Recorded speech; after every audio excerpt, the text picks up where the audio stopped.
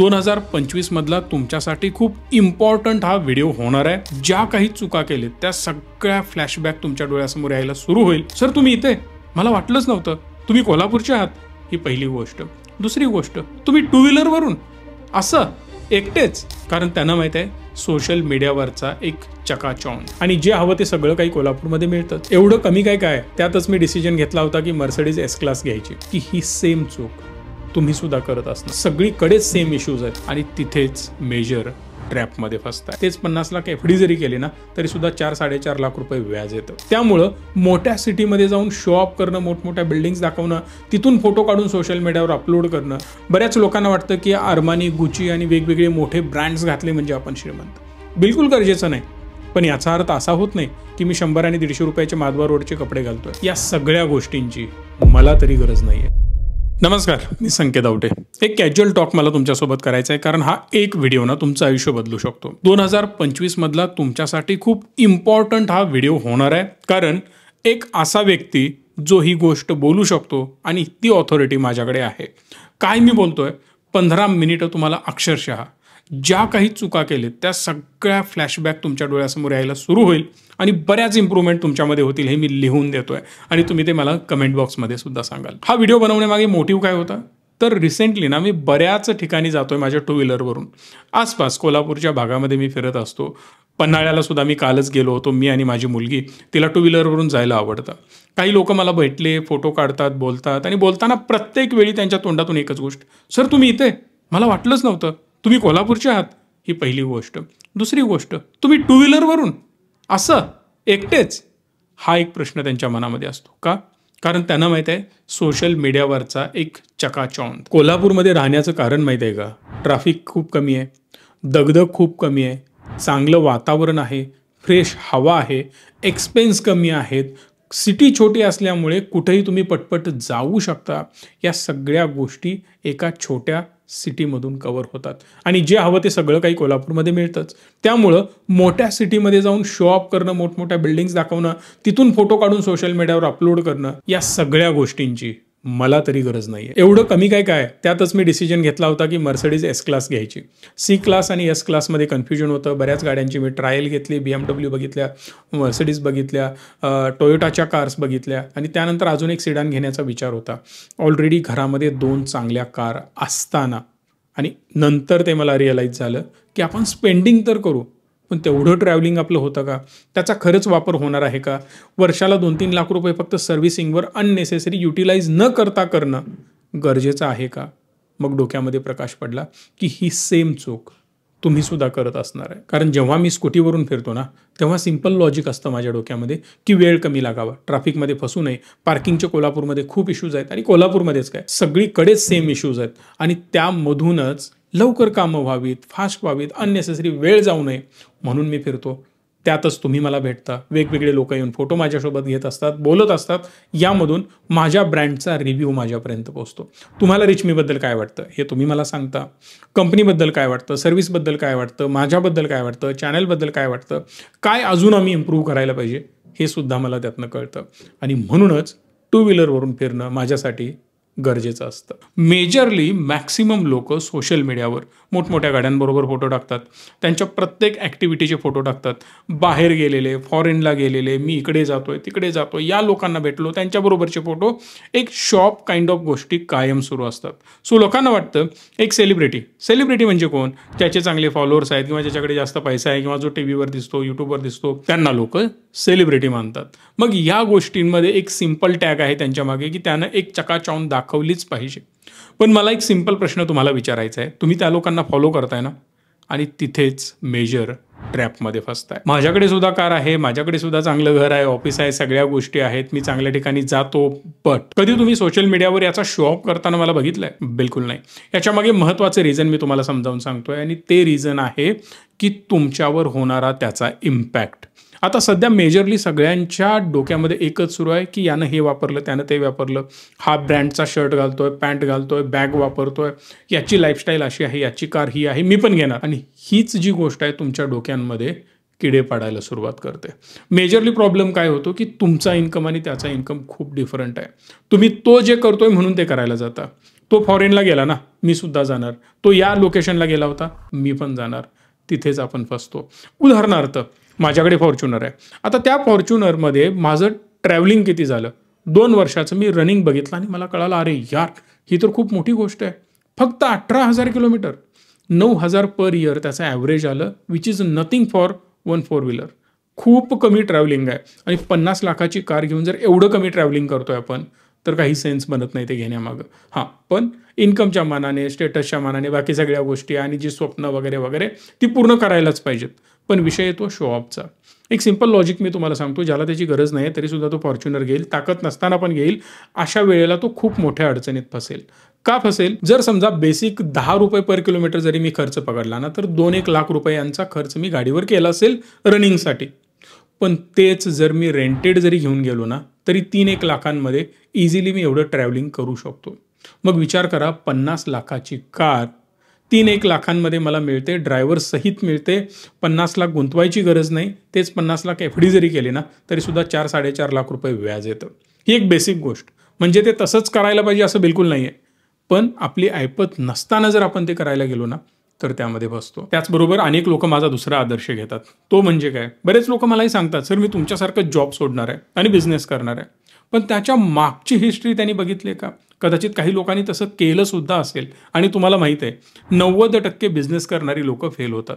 मग इथं सुद्धा तुम्ही ते फॉलो केलंय का?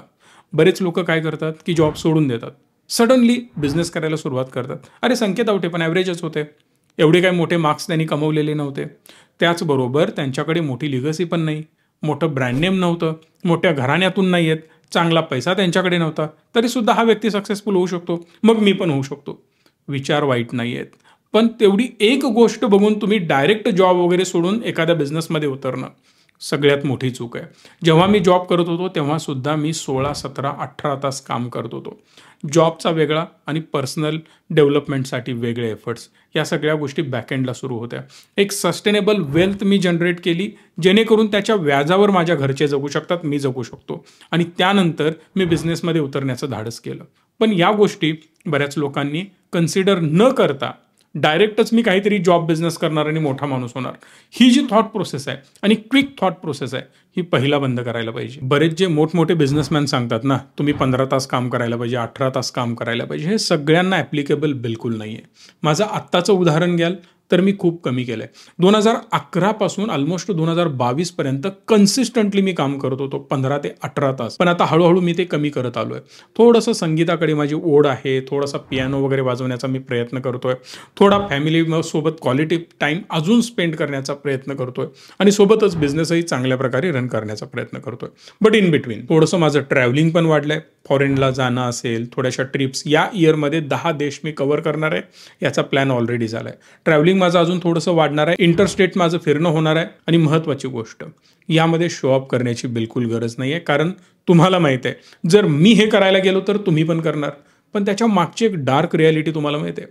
माझ्या ज्या मीटिंग्स होतात, जिकडे मी फिरायला जातो, ज्या देशांमध्ये मी जातो, त्या मेजरली स्पॉन्सर्ड असतात. तुम्ही म्हणाल स्पॉन्सर्ड म्हणजे काय, कोणी आणून पैसा देतो? बिलकुल नाही. ज्या कंपन्यांसाठी आम्ही जातो, ज्या कंपनीला भेटायचं असतं, जिथं मीटिंग्स असतात, जिथे इव्हेंट असतात, जिथे मोठमोठे कार्यक्रम्स असतात, त्या ठिकाणी येण्या जाण्याचा खर्च, त्याचबरोबर राहण्याचा खर्च, हे सगळं त्या कंपनीनं केलं असतं. तो 70% फॉरेनच्या ज्या ट्रिप्स असतात ना, त्या स्पॉन्सर्ड असतात. याचा अर्थ काय? 20-30% आम्ही स्वतःही जातो, काही कामं असतात, फिरायचं असतं, पण स्वार्थ आणि परमार्थ दोन्ही गोष्टी त्यातून होतात. म्हणजे काय? तर जर मला एखादी मीटिंग करायची आहे, 2 दिवसाचं काम आहे, तर अजून एक 2-3 दिवस आम्ही त्याला एक्सटेंड करतो. सो फिरणंही होतं, तिथं ऑब्झर्व करतो, माणसांना बघणं, तिथल्या बिझनेसेसना बघणं, थोडंसं फिरणं, विरंगुळा होणं आणि नवीन गोष्टी शिकणं.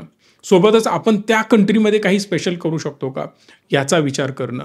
हे सगळं करत करत आम्ही पुढे जाण्याचा प्रयत्न करतोय. पण लोकांना काय वाटतं, सोशल मीडियावरचे 2 फोटो, अरे वा आपणही या देशामध्ये फिरायला जाऊयात. ही जी थॉट प्रोसेस आहे, ही पहिला बदलायला हवी. पर्सनल एक्सपेन्स एक खूप मोठा विषय सध्या बनलेला आहे.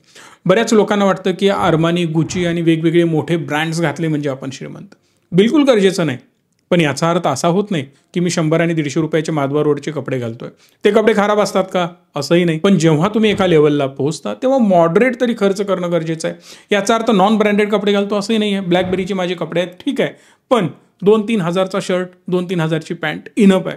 तिथं 20 आणि 30,000 रुपये खर्च करणं हे माझ्याही बुद्धीला पटत नाही. पण याच्या आधी जे कपडे आम्ही घालत होतो ते 200, 300, 400 रुपयांचे टी शर्ट यावरच चालायचं. पण आत्तासुद्धा ते घालू नयेत असं बिलकुल नाही आहे. पण आपलं जे स्पेंडिंग आहे ना ते एका लिमिटच्या बाहेर जाता कामा नये. लोकांना लेटेस्ट आलेले आयफोन हवे असतात. आता 16 आला, 17 आला, आजही मी 14च वापरतोय. पण तोही मी घेणार नव्हतो कारण आजही माझ्याकडे 11 आहे.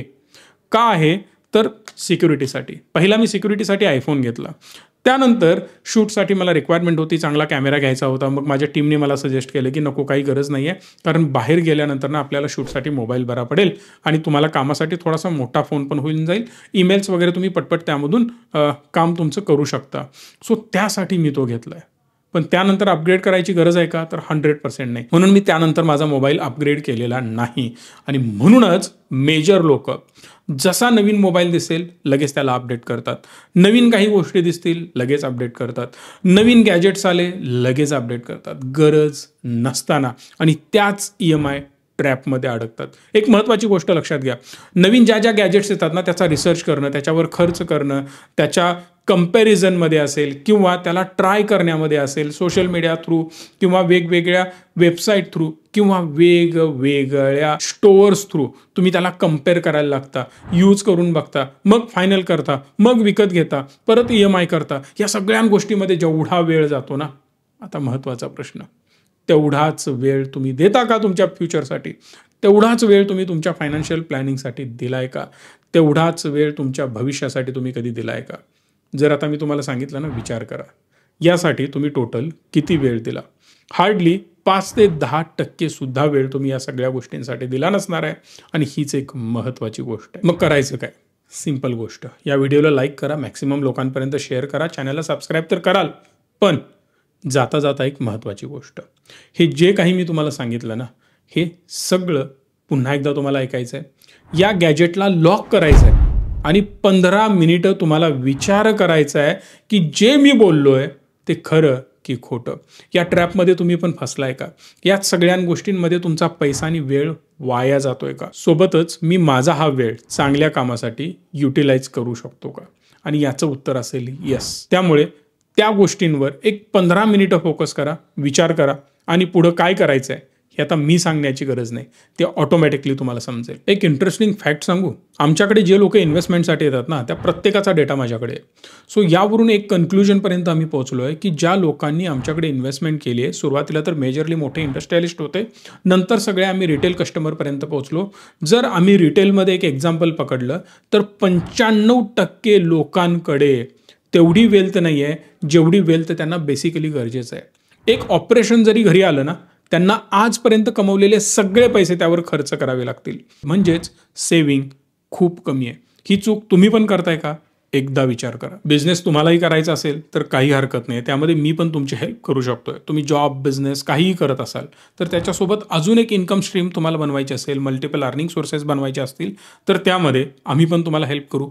जो बिझनेस मी करतोय ना, तो सेम बिझनेस आम्ही तुम्हाला शिकवण्याचा प्रयत्न करतोय, तोही ऑलमोस्ट फ्री ऑफ कॉस्ट. कुठल्याही प्रकारचे मेजर लाखो रुपयांचे चार्जेस आम्ही तुमच्याकडून घेत नाही. फुकट बिझनेसमॅन बनवण्यासाठी आम्ही आमच्या लोकांसाठी एक छोटासा प्रयत्न करतोय. डिस्क्रिप्शनमध्ये फॉर्म आहे, तो तुम्ही भरू शकता, जेणेकरून माझी टीम तुम्हाला कॉन्टॅक्ट करेल. हो, अजूनही इन्कम सोर्स बनवण्यामध्ये मदतही करेल. धन्यवाद. Stay tune and stay positive.